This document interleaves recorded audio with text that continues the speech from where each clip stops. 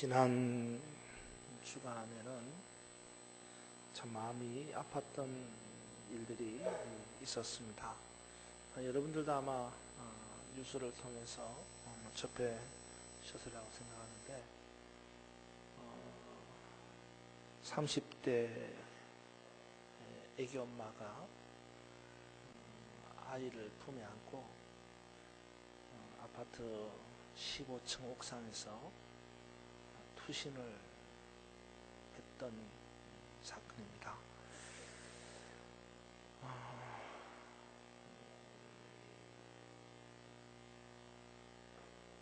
내용을 알아보니까 아이가 자폐아로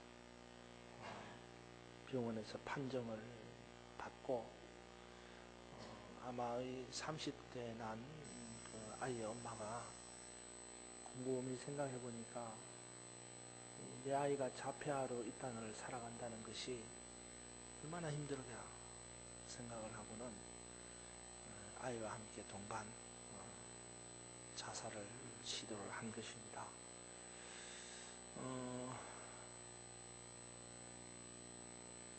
불행하게도 그 엄마는 30대 난 엄마는 죽게 되고요. 그 아이는 다행히 살았습니다. 아마도 그 30대 엄마가 아이를 데리고 옥상에서 뛰어내릴 때는 이 땅에서 자폐아로 살아간다는 것이 얼마나 어려운가, 그러니 차라리 죽는 게 낫겠다 생각을 아마 자살을 시도를 한 것 같아요. 근데 막상 뛰어내릴 때는 그런 마음이었지만 그러나 그 짧은 시간, 투신하는 그 짧은 단 몇 초의 시간에 아마 그 투신하는 그 30대 아기의 엄마의 마음이 아마 모성애가 작동된 것 같아요. 그래서 아이를 품에 안고 뛰어내렸는데 아이를 안았던, 품에 안았던 그 가슴이 한몰이. 그래서 다행히 그 충격 완화로 아기는 살고 엄마만 죽은 겁니다. YTN 뉴스를 제가 봤는데 YTN 뉴스를 전하는 아나운서가 아나운서먼트를 하기를 아마도 앞으로 계속해서 이런 사람들을 향한 사회와 사람들의 시선과 그리고 도움이 없다면 제2, 제3의 사건은 계속될 것이다. 이런 어나운스먼트를 하는 것을 들었습니다. 내용의 핵심이 뭐냐? 이 사회가 관심과 배려와 도움을 베풀지 않는다는 겁니다. 개인주의적이고 이기주의적인 생각이 만연하다 보니까 내가 아닌 다른 사람을 향한 관심과 배려와 도움이 없다는 거죠. 그래서 정상인도 살기 힘든 세상에 자폐아로 어떻게 살겠느냐. 그래서 스스로 목숨을 끊는 일이 일어난다는 겁니다. 물론 스스로 목숨을 끊는 일이 잘했다라는 것은 아니죠. 그러나 그것을 선택할 수밖에 없는 이 각박한 사회를 우리가 한번 생각해 봐야 된다는 거예요. 그래서 오늘 저는 말씀을 이렇게 시작하려고 합니다. 여러분, 돕는 자리에 함께 하기를 소원합니다. 돕는 자리에, 관심 가지고 배려하는 자리에 저와 여러분이 함께하는 온 성도들이 되기를 주님의 이름으로 축원합니다. 오늘 본문의 말씀에는 이런 내용이 기록되어 있습니다. 사도 바울이 아시아의 부르기아라고 하는 땅과 그리고 갈라디아라고 하는 땅을 다녀서 무시아라고 하는 지방에 도착을 했습니다. 거기서 비두니아라고 하는 지역으로 가려고 마음을 정했는데 성령께서 가지 못하도록 길을 막았다는 겁니다. 그래서 바울이 비두니아로 가지 못하고 무시아에서 드로아로 가서 드로아에서 기도를 했어요. 하나님 어떻게 해야 됩니까? 기도를 했는데 그 한밤중에 환상이 보였습니다. 어떤 환상이냐? 마게도냐 사람이 나타나가지고 뭐라고 말합니까? 건너와서 우리를 도우라, 이런 말입니다. 결국 사도 바울은 자기가 생각했던 비두니아로 가려고 했던 마음을 접고는 성령께서 인도하시는 대로 마게도냐 지방에 가서 복음을 전하게 되었는데, 그 결과로 유럽 지역에 복음이 시작되는, 복음의 역사가 일어나는 출발이 되었다는 겁니다. 가끔씩 이런 질문을 사람들로부터 받습니다. 뭐냐 그러면요, 목사님 왜 목회에 올인하지 않습니까? 저보고 왜 목회에 올인하지 않습니까? 이건 저만 아니라 모든 교회를 담임하는 목사님들에게 가끔씩 그런 질문을 한다고 해요. 왜 목회에 올인하지 않습니까? 국내 미자립교회 해외 선교지 후원 사역, 그것보다도 목회에 올인하십시오, 이런 이야기입니다. 아마도 교회 사역에 집중해 주기를 바라는 마음의 표현이라고 생각합니다. 나름 충분히 그들의 요구가 합당하다고 생각을 합니다. 저도 때로는 그렇게 하고 싶은 마음이 굴뚝 같아요. 뭐 내 발등에 불 떨어진 것도 바쁜데, 그렇잖아요?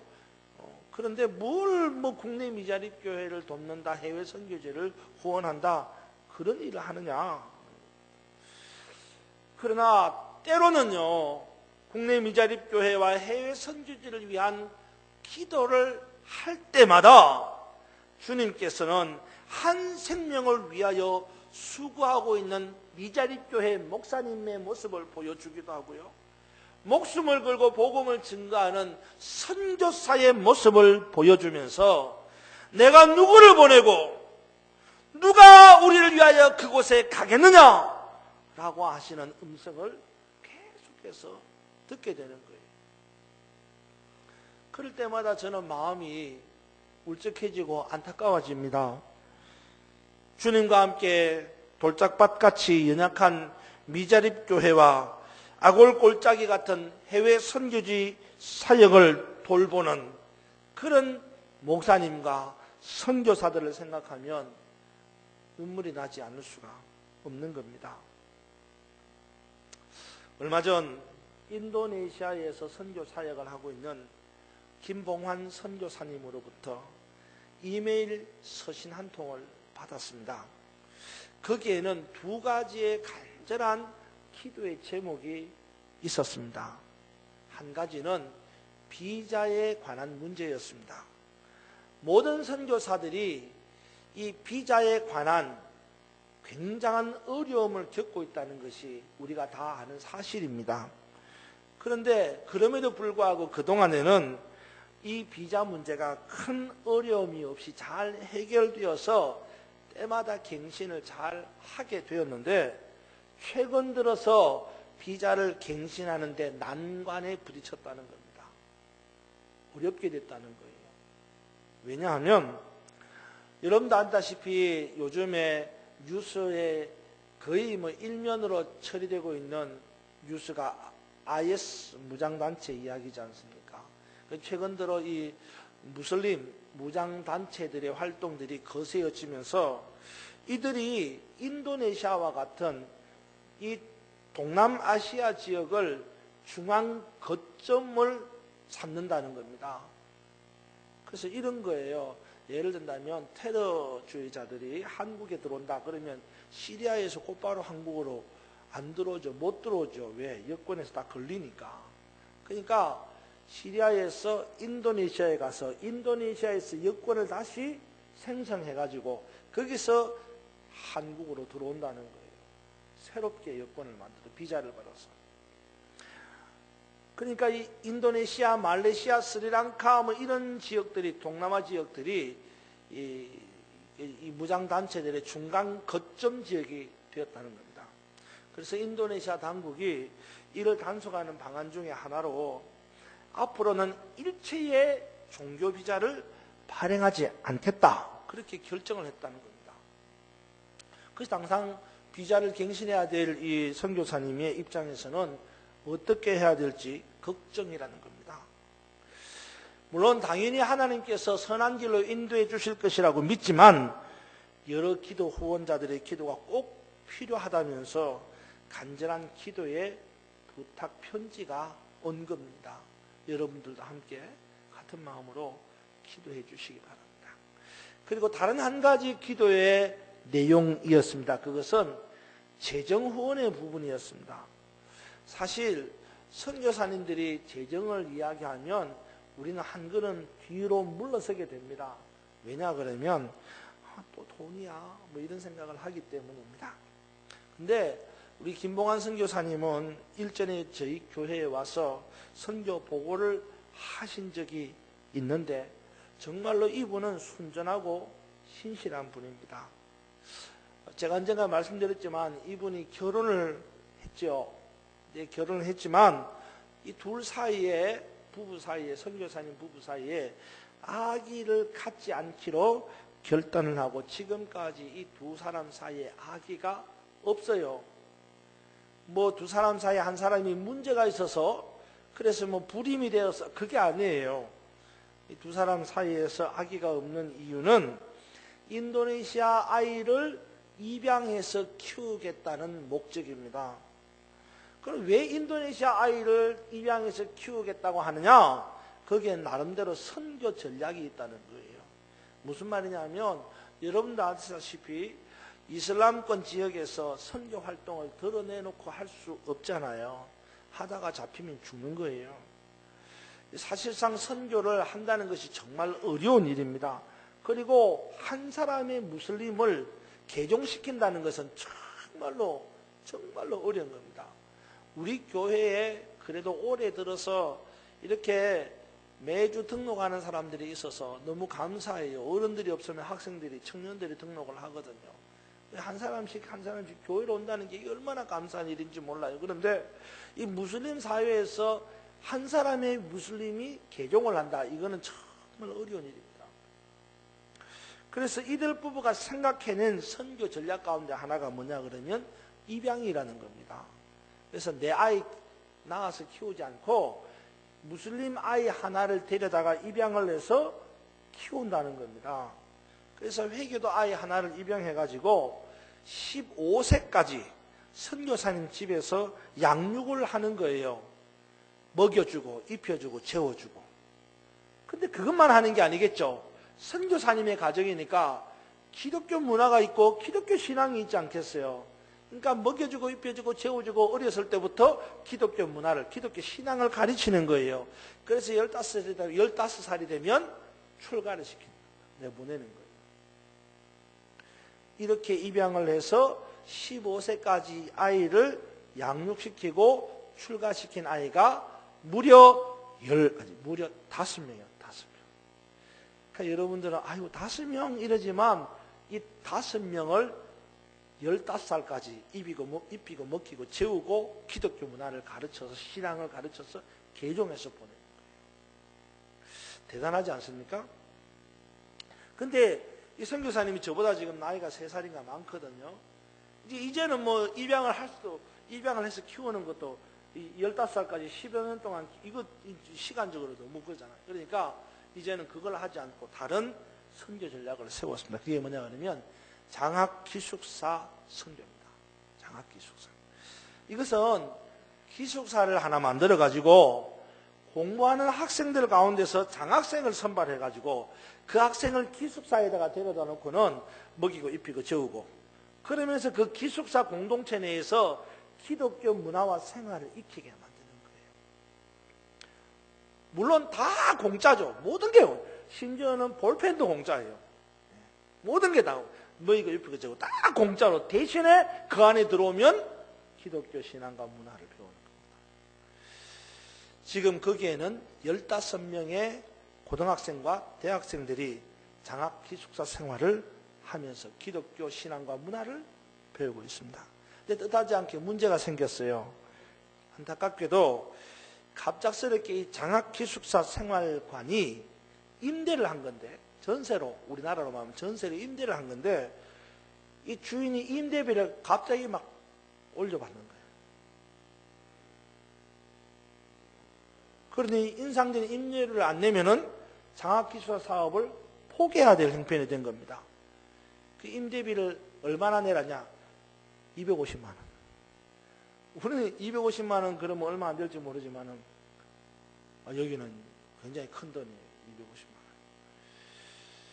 그래서 저는 이 같은 기도 부탁을 받고 깊은 고민에 빠지지 않을 수가 없었습니다. 고민되죠. 그래서 기도를 했어요. 주님 어떻게 합니까? 답이 없잖아요. 그래서 어떻게 합니까 주님? 그런데 기도하는데 갑자기 주님 음성이 들려요. 네가 도와라. 나보고. 저보고 네가 도와라. 제가 그랬어요. 주님 내가 어떻게 합니까? 저는 그 많은 돈이 없습니다. 주님 말씀입니다. 아니다. 네가 하라. 네가 도와줘라. 저 어떻게 해야 될지 모르겠어요. 정말로 제게 그런 돈이 있다면 당연히 도와주겠지만 저는 그런 돈이 없고 주님께서는 도와주라고 하고 고민되고 그러죠. 그러던 중에 저희 집 누님과 함께 신앙적인 이야기를 나눌 기회가 있어서 이런저런 이야기를 하다가 우연치 않게 이 인도네시아 김봉환 선교사님 이야기를 하게 되었습니다. 그런데 제 이야기를 다 듣고 있던 누님이 선뜻 나서서 그 임대비를 선교비로 후원하겠다는 겁니다. 물론 저희 누님도 뭐 돈이 많이 있어서 그런 건 아니고 때마침 타게 되는 적금이 있어가지고 250만 다는 못하겠고 150만 원을 후원하겠다는 겁니다. 선교비로. 그게 얼마나 감사해요. 그래서 당장 선교사님한테 전화를 했어요. 비록 전부는 아니지만 일부지만 150만 원의 후원자가 생겼습니다. 너무 걱정하지 말고 나머지 100만 원도 누군가가 하나님의 감동을 받은 분이 났을 겁니다. 기도합시다. 그랬어요. 여러분, 이처럼 수많은 해외 선교지와 국내 미자립 교회들이 도움의 손길을 안타깝게 간절히 기다리고 있는데 우리는 그들을 외면할 수가 없습니다. 외면해서도 안 되는 겁니다. 그러기에 우리는 지금도 건너와 우리를 도우라고 하는 이들의 간절한 외침에 적극적으로 응답해야 하는 거예요. 주님은 이들에게 다가가 이들의 영혼을 안고 울면서 복음으로 소망을 주기를 원하고 있습니다. 이제 우리가 주님이 하신 그 일을 해야 될 때가 된 것입니다. 잠언 24장 14절에 11절에 보면 이렇게 말씀합니다. 너는 사망으로 끌려가는 자를 건져주고 살육당하게 된 자를 구원하지 아니하려 하지 말라. 그랬습니다. 무슨 말입니까? 사망으로 끌려가는 자를 건져주고 살육당하게 된 자를 구원해주라는 말입니다. 아직도 국내 도처에서는 복음의 역사를 위해서 애쓰는 수많은 목사님들이 계십니다.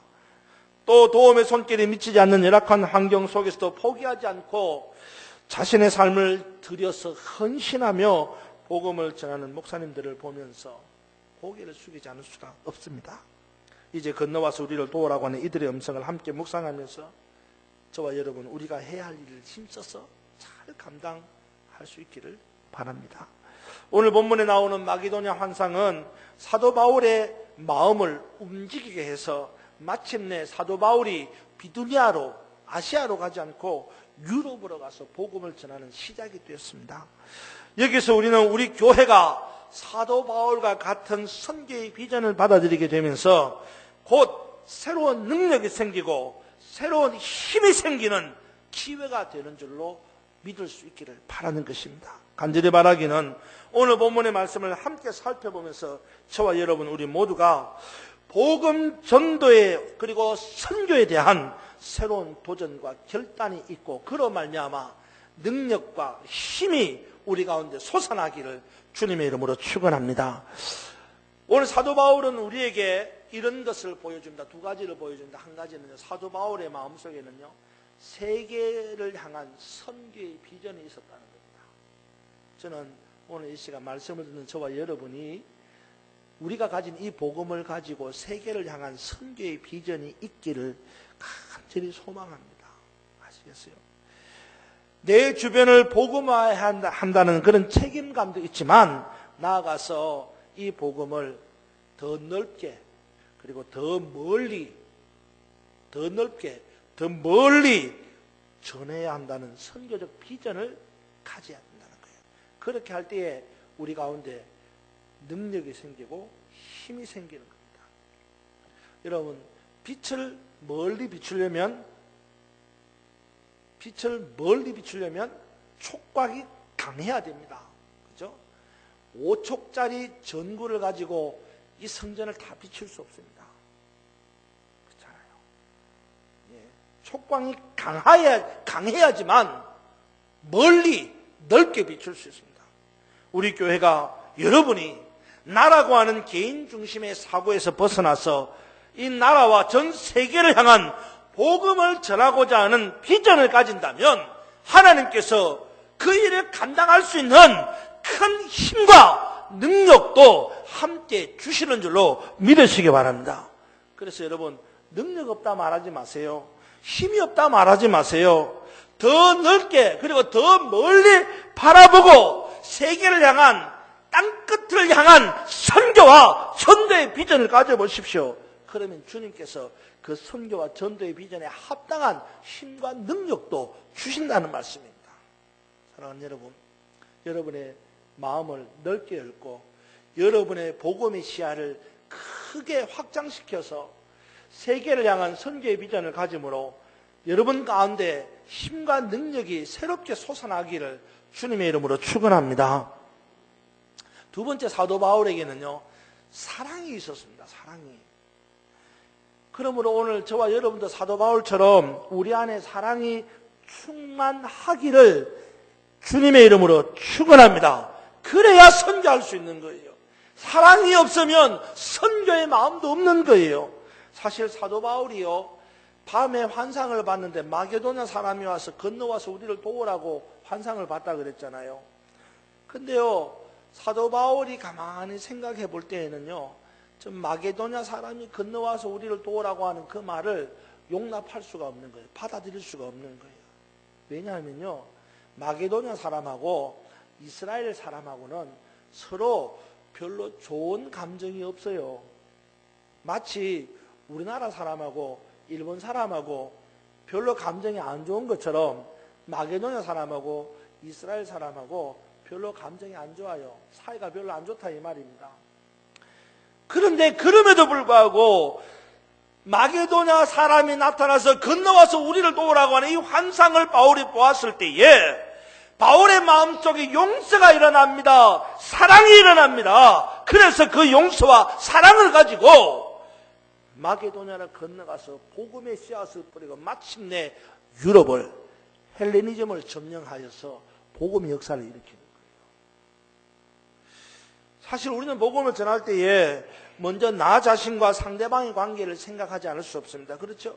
그래서 내가 복음을 전하려고 하는 상대가 나와 별로 좋은 관계가 아니다? 그러면 용서도 안 해요. 사랑도 안 합니다. 복음도 안 전합니다. 예. 선교하라고 하는, 전도하라고 하는 이 성령의 인도하심을 거부하기도 하는 거예요. 난 그 사람하고 별로 안 가까워. 난 그 사람 잘 몰라. 난 그 사람하고 별로 감정도 안 좋아. 난 그 사람한테 복음 안 전할래. 여러분, 그럴 때 우리가 한번 생각해 봐야 됩니다. 뭐냐? 하나님께서, 예수 그리스도께서 얼마나 나를 뜨겁게 사랑하셨는가? 주님이 나를 사랑하셨기에 십자가에 죽으셨고, 주님이 나를 사랑하셨기에 내게 복음의 은혜를 베푸셨는데, 그 사랑을 내 마음속에 담아서 우리도 뜨거운 사랑의 마음을 가지고 복음을 전하고 영혼을 구원하려는 열정을 가져야 하는 겁니다.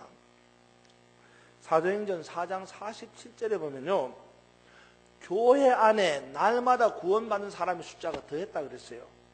근데 그냥 가만히 있는데 교인들이 막 늘어났다 이게 아닙니다. 사도행전에 보면, 4장에 보면 사도행전의 교회가, 사도들의 교회가 사랑으로 충만하니까 그 사랑으로 충만한 것이 발판이 되어서 날마다 구원받는 사람이 더 많아졌다는 거예요. 사랑하는 여러분, 우리 안에 사도 바울처럼 사랑하는 마음이 풍성해지기를 소원합니다. 그리고 그 사랑하는 마음으로 누구든지 끄리끼지 않냐고 적극적으로 날아가서 복음의 손길을 펼치고 도움의 손길을 펼칠 수 있기를 소망합니다. 지금 우리는 도처에서 건너와서 우리를 도우라고 하는 전도와 선교의 요청을 받고 있습니다. 지난해 연말 2015년을 위한 정책 방해를 하면서 그동안 한두 해 동안 미진했던 미자립교회 선교지를 돕는 후원 사역을 금년부터는 적극적으로 앞장서서 실천해 갈 것을 결정하고 국내 미자립교회 6개 교회와 해외 선교지 6개 지역을 기도하는 마음으로 선정했습니다. 그리고 지금 여러분도 알다시피 안내석 벽면에 전 교인을 대상으로 후원자를 모집하는 과정 속에 있습니다. 그런데 이 국내 미자립교회 6개 처와 해외 선교지 6개 지역을 결정하고 후원자를 모집하고 있는 이 와중에도 우리를 도와달라고 하는 계속적인 요청이 끊임없이 오고 있는 거예요. 그 중에서도 특별히 제 마음을 움직이게 하는 국내 미자립교회 한 곳이 있어서 지난 주간에는 그곳을 답사차 다녀왔습니다. 위치는 강원도 동해안 바닷바람이 거세게 불어오는 언덕에 위치한 자그마한 교회였습니다. 그 교회를 담임하고 있는 목사님 이민성 목사님이신데 목사님을 만나서 교회 형편과 사정을 들었습니다. 이 목사님이 그 교회를 부임한 지가 이제 2개월이 되었답니다. 근데 그 교회에 출석하는 교인들은 죄송합니다. 나이가 많은 노인들 15명 내외가 전부라고 합니다. 교회가 개척된 지는 50년이 다 되어 가는데 도시로 빠져나간 사람들 때문에 시골에 남아있는 몇몇 노인들이 그 교회를 지키는 전부라는 거예요. 물론 그런 와중에도 교회가 나름대로 부흥을 이루어서 젊은 사람들도 한 20, 30명 모였다고 합니다. 근데 지난해 그동안 그 교회를 담임하던 목사님이 그나마도 있던 젊은 교인 30명을 데리고 교회를 분립해서 나가는 바람에 현재 그 교회는 나이 많은 노인 15명이 남아있는 것이 전부라는 거예요. 예배를 드리는데 예배 반주자가 없어서 곡조대로 부르는 게 아니고 은혜대로 불러요. 그래서 목사님이 간절하게 마음에 소망하는 게 하나님 찬송가 반주기라도 하나 좀 헌물해 주십시오라고 하는 그런 소망을 가지더라고요. 제가 그 이야기를 듣는 순간에 제 마음에 우리가 그 찬송가 반주기를 사줘야지 그런 마음이 생기더라고요. 그래서 그냥 저도 모르게 그만 목사님 그 찬송가 반주기 우리가 살게요 그랬어요. 모르겠어요. 저도 무슨 생각으로 그랬는지 그렇게 대답을 했습니다. 그냥 감동이 오더라고요. 이처럼 건너와서 우리를 도우라고 하는 간절한 음성이 지금도 국내외 곳곳에서 들려오고 있습니다. 그렇다고 우리가 다 도울 수는 없죠. 또 그렇다고 다 모른 체 할 수도 없지 않겠습니까? 이럴 때 우리는 순간순간 성령의 인도하심을 받아야 합니다. 그리고 성령의 감동을 따라서 우리가 할 수 있는 최선을 다해 그들을 도와야 하는 것입니다. 우리가 직접 가서 할 수는 없다고 할지라도 우리가 할 수 있는 모든 것을 동원해서 그들을 도와야 하는 겁니다. 그것이 하나님께서 우리에게 원하시는 미시오 데이, 하나님의 선교적 마음이라는 것입니다. 사랑하는 여러분, 세계를 향하여 마음을 주십시오. 그리고 영혼을 사랑하는 뜨거운 사랑의 사람이 되시기 바랍니다. 그 사랑으로 국내 미자립 교회와 해외 선교지 후원에 자그마한 손길이 되어 동참할 수 있기를 바랍니다. 액수 그건 그렇게 중요하지 않습니다. 한 달에 1,000원도 좋습니다. 여러분이 감동받은 그 마음이 중요하고 여러분이 감동받은 그 마음으로 후원하고 기도할 때에 복음의 역사가 일어나는 겁니다. 지금 성령께서 여러분의 마음을 흔들고 계십니다. 결단하십시오. 건너와서 우리를 도우라고 하는 이 음성에서 외면하지 마시고 성령께서 감동하시는 대로 힘써서 동참하십시오. 그래서 내가 직접 가지는 못한다고 해도 힘써서 보내겠다는 무거운 책임감을 다할 수 있기를 바랍니다. 그래서 여러분, 우리가 이 세상에서 할 수 있는 일이 얼마나 많이 있을까요? 그렇게 많지 않습니다. 우리가 이 세상에서 할 수 있는 일이 얼마나 많이 있습니까? 많지 않아요. 그러나 많지 않은 그 일, 얼마 안 되는 할 수 있는 일, 그것조차도 하지 않는다면 마지막에 우리가 하나님 나라 가서 무슨 이야기를 들을까요? 여러분, 작은 것이라도, 작은 마음이라도 선교의 마음을 품고 복음의 마음을 품고 사랑의 마음으로 동참하십시오. 그래서 하나님께서 여러분을 통하여 하나님의 선교 미시오 데이가 오늘도 계속해서 일어나서 이 전 세계를 향한 복음의 역사가 여러분을 통해서 이루어지기를 주님의 이름으로 축원합니다. 이 시간 여러분 조용히 한번 눈을 감아 보시기 바랍니다.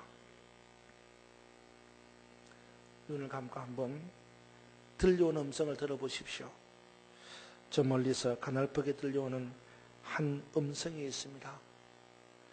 건너와서 우리를 도우라. 건너와서 우리를 도우라. 여러분, 애타게 부르짖는 소리가 들리지 않습니까? 이 시간 결단할 수 있기를 바랍니다. 주님, 이제 우리가 돕겠습니다. 주님, 이제 내가 돕겠습니다. 성령의 감동을 받아 내가 직접 가서 돕지는 못한다고 해도 힘써서 보내므로 성령께서 하시는 복음 전도와 선교사에게 기쁨으로 동참하기를 원합니다. 이 시간 함께 결단하는 마음으로 잠시 기도할 수 있기를 바랍니다. 함께 기도하겠습니다. 하나님, 세상에 우리가 할 수 있는 일이 그리 많지 않습니다. 그러나 아주 적은 일일지라도 우리가 그것마저도 하지 않는다면 하나님의 나라에서 무슨 말을 들을까요? 주님, 이 시간 우리의 마음을 감동시켜 주셔서 하나님, 우리가 할 수 있는 미약한 힘이라도 주님 마음에 합하게 보태게 하시고 주님의 선교에 동참하는 은혜가 있도록 인도하여 주시옵소서. 하나님, 건너와서 우리를 도우라고 하는 수많은 미자립 교회의 음성을 듣습니다. 건너와서 우리를 도우라고 하는 수많은 해외 선교지 선교사들의 음성이 있습니다. 애써 우리가 그것을 외면하지 않게 하여 주시고 힘닿는 대로 최선을 다하여 그들을 돕게 하시고 힘닿는 대로 최선을 다하여 그들을 돕게 하여 주셔서 우리가 할 수 있는 일을 최선을 다함으로 하나님께는 옳다 인정함을 받게 하여 주시고 우리가 이 선교사에게 동참함으로 말미암아 하나님의 선교에 함께하는 하나님의 사람들이 되게 하여 주옵소서. 주님, 우리의 마음속에 감동을 허락하여 주옵소서. 은혜로우신 아버지 하나님, 오늘 우리가 말씀을 들으며 건너와서 우리를 도우라고 하는 마게도냐 사람의 음성처럼 건너와서 우리를 도우라고 하는 국내의 미자립 교회와 해외의 선교지 선교사님들의 음성을 듣습니다. 주님, 우리가 할 수 있는 일이 많지 않지만 이 작은 일들을 우리가 애둘러 외면한다면 우리가 아무것도 하지 아니하고 마침내 하나님 나라 가서 무슨 말을 할 수 있겠습니까? 주님, 이 아침에 말씀을 듣고 건너와서 우리를 도우라고 하는 이 간절한 음성에 응답하는 모든 성도들이 되게 하여 주옵소서. 그래서 우리 주님의 마음, 미시오 데이 하나님의 선교의 마음에 기쁨으로 동참하여 우리 주님이 원하시는 세계 복음화 사역에 앞장서는 모든 주의 백성들 되게 하여 주옵소서. 예수님 이름으로 기도하옵나이다. 아멘.